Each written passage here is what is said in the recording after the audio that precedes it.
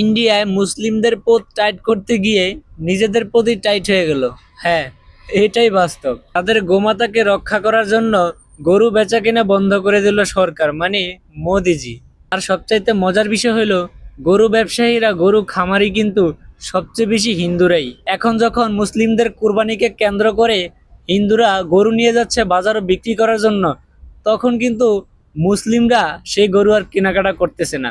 এখন তারা বলে যে সরকার যেহেতু এই নিয়মটা করেছে বা সরকার যেহেতু এই আইনটা চালু করেছে, তাহলে আমরা সরকারের আইনের বিরুদ্ধে আমরা যেতে পারবো না। অতএব তোমরা এই গরু নিয়ে বাড়িতে চলে যাও দাদা বাবুরা, আমরা এখন আর গরু কিনছি না। এখন বড় বড় হিন্দু ব্যবসায়ীরা, বড় বড় হিন্দু বিক্রেতারা আর খামারিরা লাইভে আইসা মরে যাওয়ার হুমকি দিতেছে মোদিজিকে। হুমকি দিবেই না কেন? কারণ তারা লাখ লাখ টাকা ব্যাংক থেকে লোন এনে এই গরুর পিছনে খরচা করেছে। সর্বশেষ যখন কুরবানিকে কেন্দ্র করে গরু বাজারে উঠাবে, আর ঠিক তখনই এই ঘোষণা দিয়ে দিল সরকার।